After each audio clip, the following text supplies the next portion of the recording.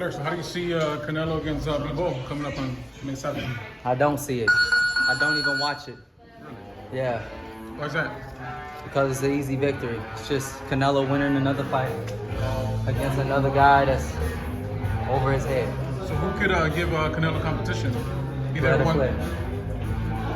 You moving up to 160, 168 or what? One day. One day? Hey man, he was on my undercard once upon a time. Y'all don't even know that. Oh, Canelo?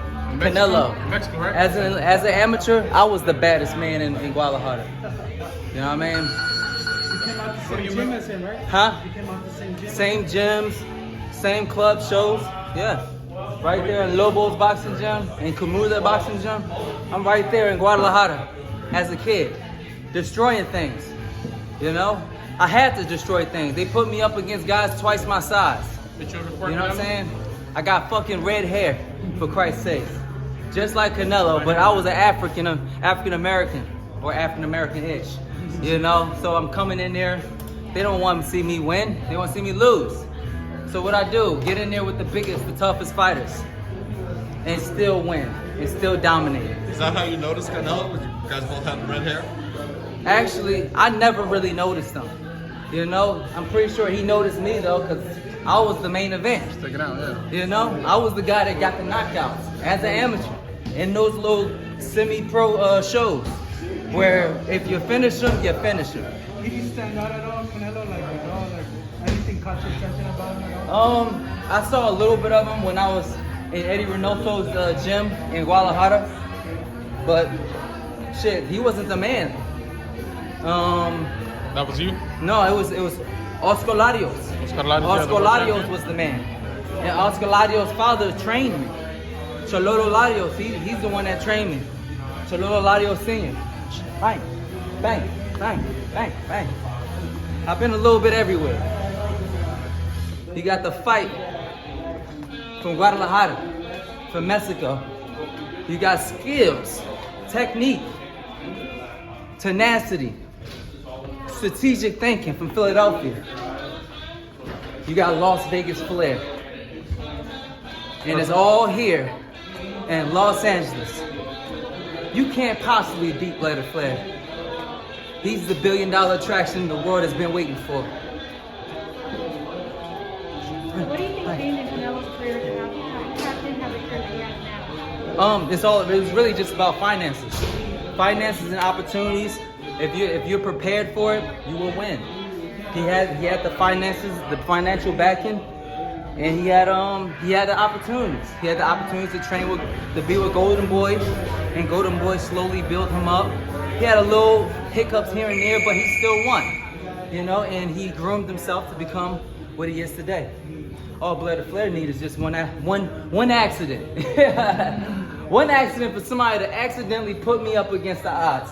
And that's what happened. I fought Caribbean 16-1 underdog. And guess what happened? Victorious. Redman. I think that was like 11-1 or 10-1 underdog. Win. Villalobos. At least a 6-1 underdog. In his city, no less. Win. You know, it's just one fight at a time. Brad Solomon. A lot of people thought that I would get beat by Brad Solomon. People be forgetting that shit when the victory's already done and over with, and you think that he was just a scrub bum. He wasn't. He trained and prepared for that fight, big time. That wasn't a 2-week notice. That was a lot of notice. That was 2 months of notice with a guaranteed check at the end of that fight. You know, that wasn't a 2-week notice like he fought Ortiz, and he didn't just go the distance and outpoint me like Alexis Rocha. How old was Canelo when he was on your undercard? Shit, well, I think he's like 1 year younger than me. So like, when I was about 16, he had to be like 15. He had to be like 15 or 14. I might have been 15 actually. I'm not sure. We were teenagers. Did you guys spar? We were teenagers. No, because he would leave that gym, and he had left that gym and went with Eddie. You know, and I didn't go with Eddie. I just stayed in the gym and stayed like reigning supreme there.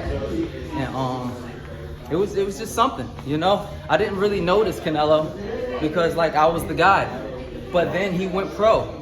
And a lot of the guys that was in the gym and the trainers was like, oh man, you need to fight this guy. They just giving him bombs, this and that. It's like easy.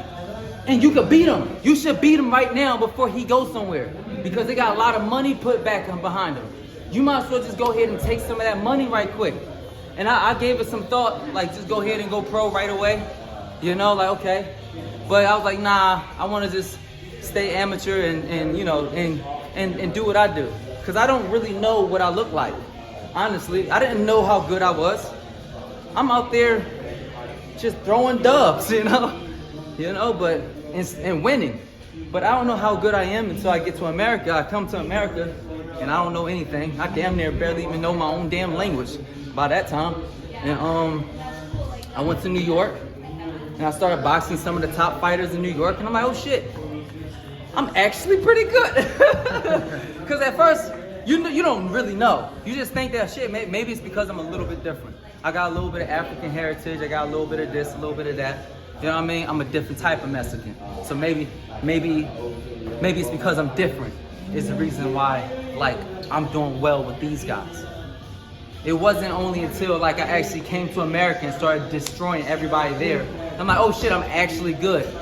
I wasn't being lied to, you know? You mentioned it. So how good is your Spanish? Obviously living there multiple years. Like at the time it was getting pretty good, but like when at the time in my mindset, like right now I'm learning Spanish over, because I didn't have a lot of friends like after Mexico I didn't have a lot of friends to speak with. Exactly. So it kind of fell off, and I became lazy. I don't watch things in Spanish like I used to, and do things that I usually would do in the Spanish country. I was gonna ask you for a Spanish message to Canelo. You know, obviously, you mentioned a future fight. I'm gonna save that until maybe after the fight. There you go. Okay, guys. Thank you guys so much for coming. This is a wrap. Thank you, Blair. Thank you everybody for coming. Thank you so much, Pam. Thank you, guys. Thank you, man. Absolutely.